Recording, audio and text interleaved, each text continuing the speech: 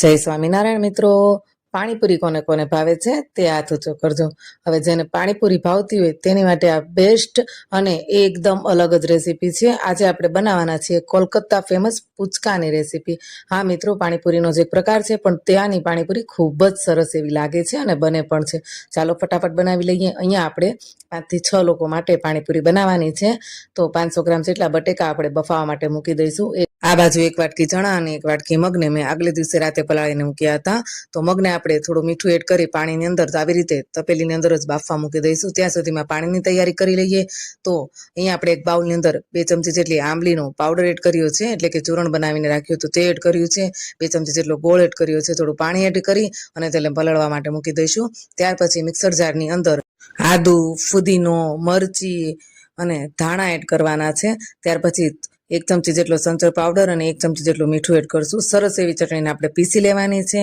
ત્યાર પછી એક લોઢી એટલે કે તવાની ઉપર આપણે 1 ચમચી જેટલી વરિયાળી, 1 ચમચી જેટલું આખું જીરું, 1 ચમચી જેટલા આખા ધાણા સૂકા અને સૂકા લાલ મરચા 2 થી 3 નંગ આવી રીતે શેકી લેવાના છે ગેસની મીડિયમ ફ્લેમ ઉપર।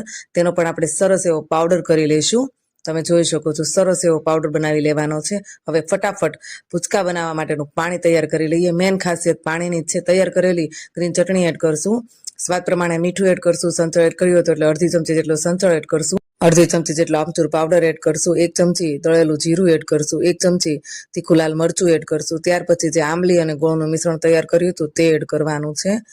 1 ચમચી જેટલી સાકર પણ આપણે દળીને એડ કરી છે। ત્યાર પછી એકદમ ચીલચીટ ઠંડુ પાણી એડ કરશું, લીંબુની સ્લાઇસ એડ કરશું, તૈયાર કરેલો આપણે જે મસાલો બનાવ્યો હતો વરિયાળીને બધું શેકીને તે એડ કરશું, ઝીણા ચોપ કરેલા ધાણા એડ કરશું અને બરફના 7 થી 8 ટુકડા એડ કરવાના છે।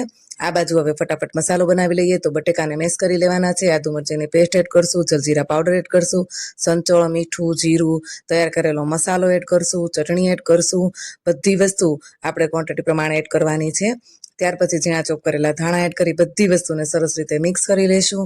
ત્યાર પછી અહીંયા આપણે જે મગ બાફ્યા હતા તે એડ કરશું, ચણા બાફ્યા હતા તે એડ કરશું। મિત્રો, ચણાને આપણે કુકરમાં બાફ્યા છે અને મગને આપણે ખુલ્લી તપેલીમાં જ બાફ્યા છે, કેમ કે મગ વધારે નથી બફાવા દેવાના।